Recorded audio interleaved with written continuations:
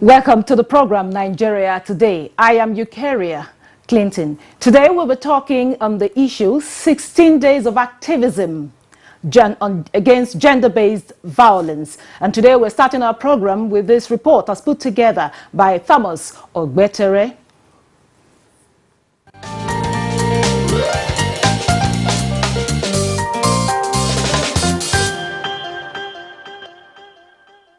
I feel the 16 days awareness against gender-based violence is a very good development, in the sense that nowadays we hear stories of husbands beating their wives, wives beating their husbands, or even girlfriends beating their boyfriends and boyfriends beating their girlfriend. So I just feel that it's a very good development, it's a very good innovation that we should kick against it, and that whether the violence is against men or women, we should kick against it. Yes. The campaign is very, very good. It's very important because most people are ignorant of what they are doing. Some feel it's a hobby. Some feel let me use men as an example. Some men feel if they beat their wife, they are proving to their wife that they are in charge, they are the head, of which is not supposed to be like that. You know, somebody that give you his daughter to be your wife, you're supposed to take her as your sister. And even a lady, if you are a married woman, you're supposed to respect your husband the way you respect your parents at home. So the awareness that are creating, I pray that people will be able to understand and know the implication of beating your wife or wife beating the husband, because at the end both of you will suffer the consequences. If you can understand that your wife is part of you, then there's no need of beating your wife. No matter what issue you have, you may come together, sit together, and settle it amicably, and so that you can build a family.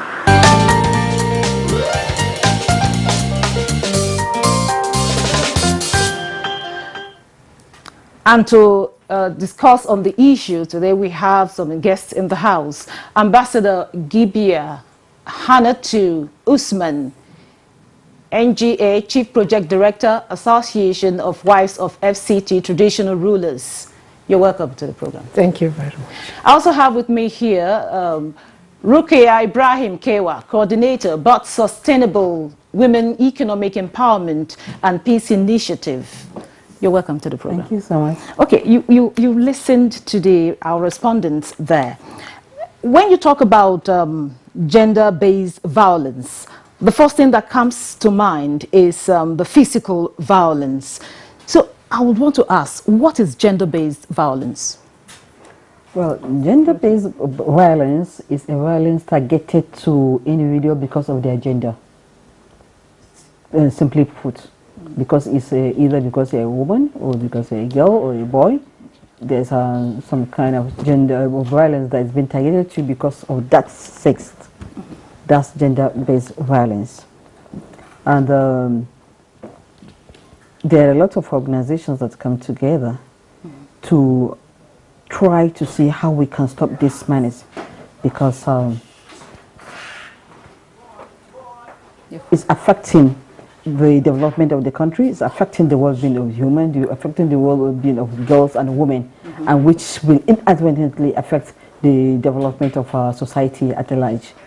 So we and other good organizations come together to see that we try to stop this menace that's devastating the nation. That's why we partner with some organizations, like we partner with the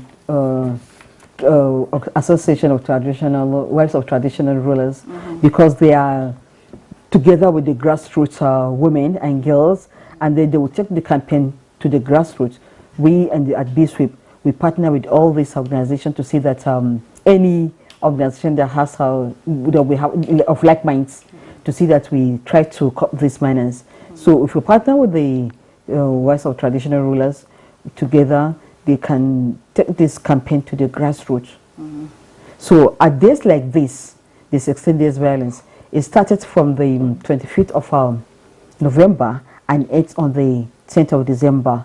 25th of November is a day for the total elimination of all gender-based violence. which ends on the 10th of December, which is the Human Rights Day. So from the 25th to the 10th of December, you can see that it's about it's just exactly 16 days. So on those 16 days, we carry this campaign to orange the wall, paint the wall orange, saying stop this violence against women. Rest on your point. I was coming to that. We heard from the when I introduced the topic, I said 16 days activism against gender-based violence. Now, what is it all about, and what does it entail? What are the programs lined up for these days? Ambassador. Yes, thank you so much. What is all about the campaign, the 16 days activism, is just to speak out and talk to people. Sensitization and advocacy, because some people are there, they don't know what is their right. They don't know what is the 16 days activism. And that is why, as a grassroots mothers, you know, we have 17 chiefdom in FCT. So we decide to bring ourselves together to see how we can get to the grassroots, because we see a lot of menace that it has been happening in the society. So as a mother, we just have to come out, and that is why we partner with so many organizations and BISFIF, so that we'll be able to speak to them and tell them what is the 16 days activism. So, and you see that, yes, as we are going, we go to schools, we go to a lot of places, we go to even the communities. Like on Thursday, we are at Kuje Palace to speak, and people gather. You see a lot of people, and many of them spoke out. There's a lot that many people are ashamed of themselves if something happened to them on that, to speak out. But our campaign made them to be voicing out. And we told them whatever they think, whatever happened to them, even the parent, you should not just have shame of yourself. Go quietly to any nearby palace and just report to the chief wife there. That is why we create a safe space in each palace. So just go quietly. It's you and the chief wife will discuss, so it will not expose you. So those are the things we're doing. Okay, thank you very much. Rukia, you've been in this advocacy for a while now, you know, campaigning against violence, against gender-based violence. Now, what significant change would you say you have recorded in terms of the level of the gender-based violence? Okay. First of all, let's try to see what are the kind of violence that we're having. Like the UN Women has categorized it. There are 4 main types of violence against the gender. It could be physical, it could be sexual, it could be psychological, or even neglect. So in this campaign against gender-based violence, we record some successes, because nowadays a lot of women know when they have been when their right has been violated. So a lot of women have started speaking out against all these forms of violence. The violence every day takes different forms. As you're trying to cut this one, another form will be cropping up. So we never stop in the campaign, but at least people have started to get aware of their rights, women and children.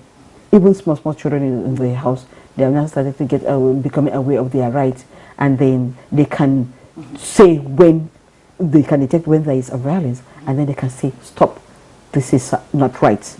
Like when we had the press conference on Thursday, you will be amazed with the number of girls that are speaking out against what is happening in the society, in their homes, when like 10 years back, this is not something that we experience, because there are some forms of violence that women tell it to be like a normal thing. They don't even look at it as a violence at all. So with all this campaign, then they're trying to realize that this is my right, and this is when the line has been crossed, and then they are speaking out. Can you give us some relatable examples of some of these violence? Now, like when I said the neglect, let's say, because people look at it as if it's a kind of violence. You have a wife or you have children, when you know it's your responsibility to take care of them properly, the way they're supposed to be taken care of, and then you relegate that to society, like the training of the children, you relate it to the society or to the schools, or you just, some people just even walk away and neglect the family. So those are kind of violence that some women don't even look at it as a violence.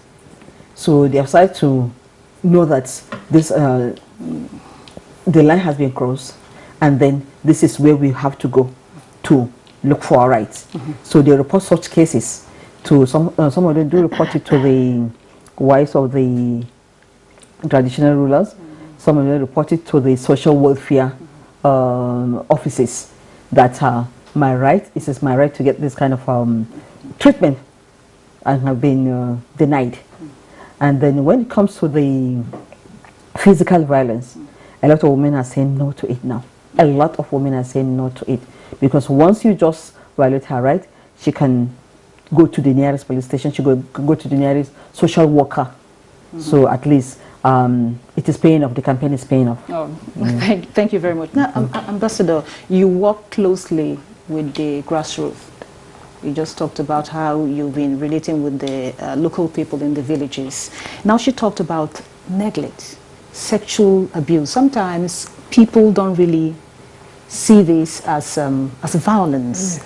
And also there are some cultural limitations that we have, some even religious limitations that we have. We can speak out. So how have you been dealing with these cultural and religious limitations in terms of, curbing this, fighting the gender-based violence? Yes, thank you so much.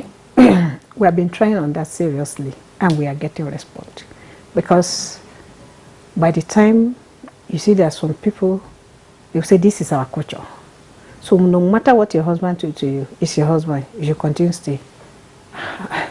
Being my husband doesn't mean that you should be molesting me, I should continue to stay.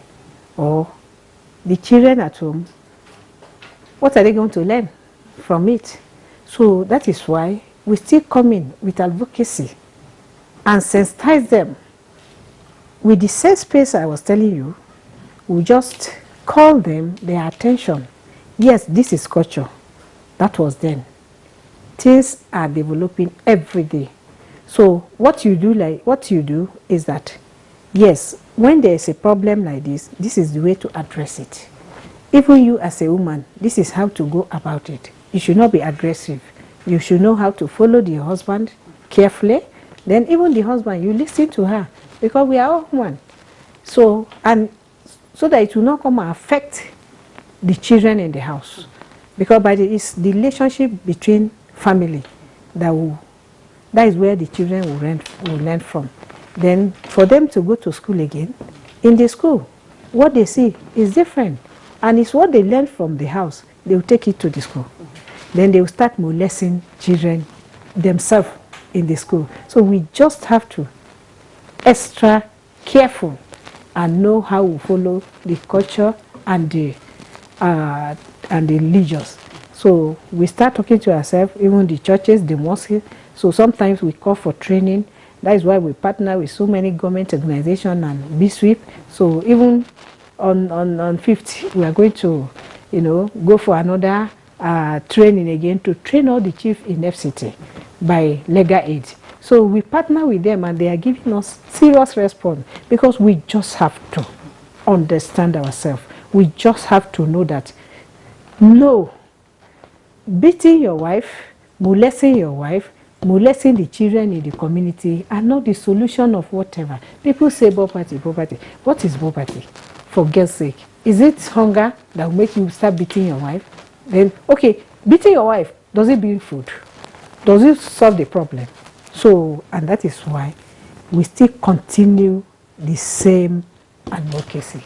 Thank you very much. Now we'll take a break. The discussion continues after the break. Please don't go away.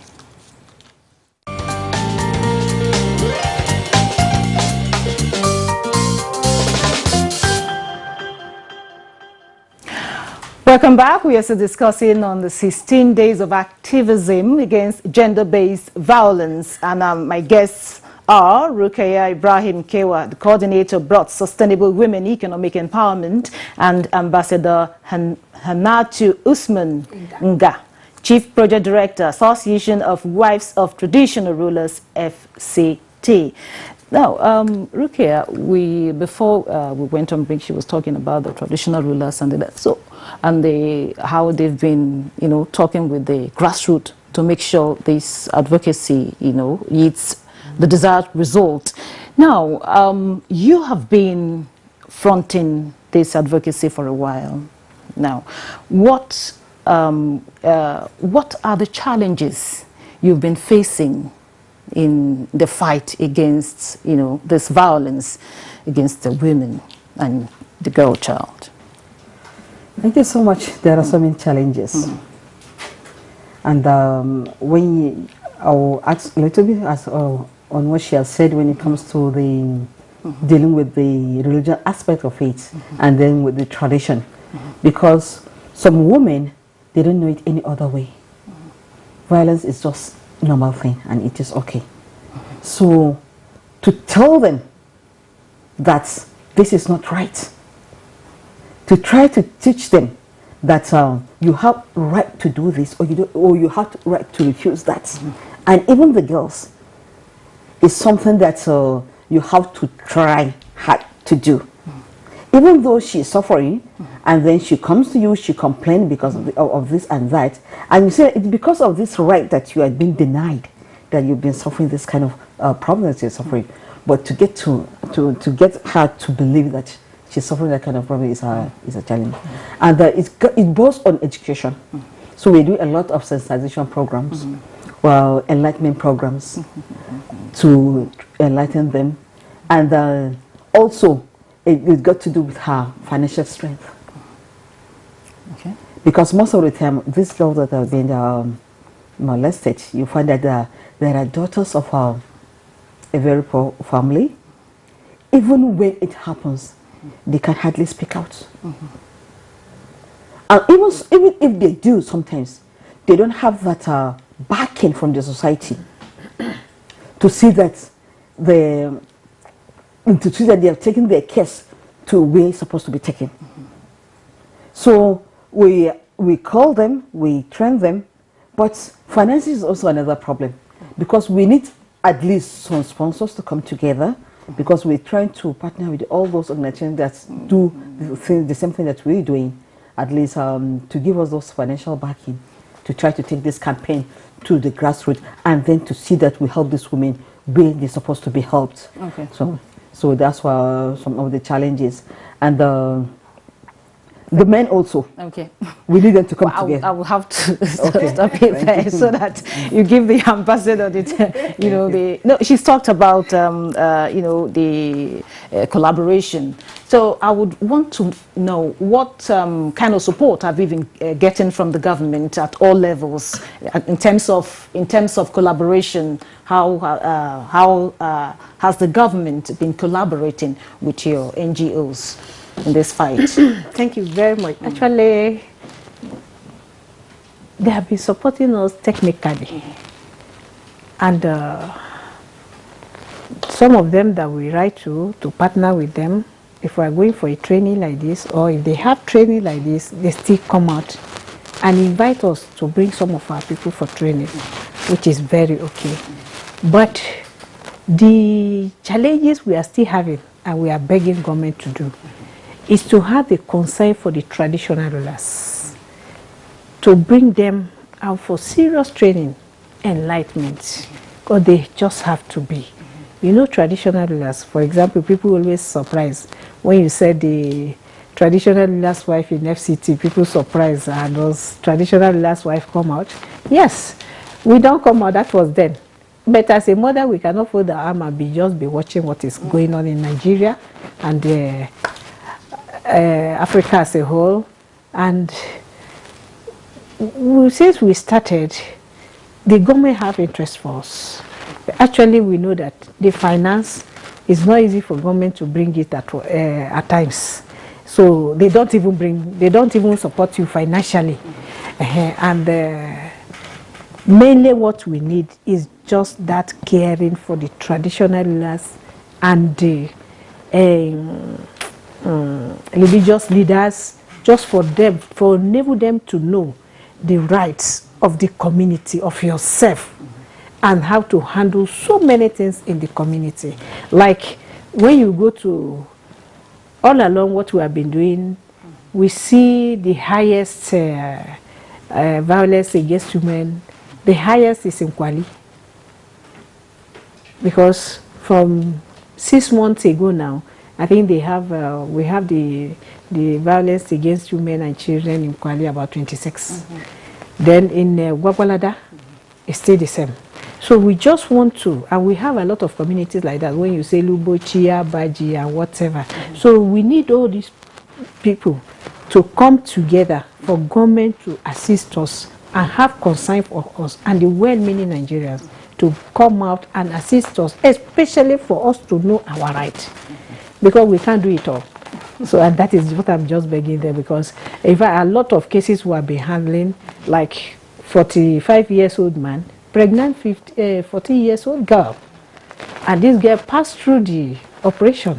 I slept with the girl in the hospital, and by the time they just came to us, and you know, I take the action. So, and I write to some of the organization, and I don't see response. And before you know, I fire the case to NAPTIP, and I'm happy for what they did. We get justice.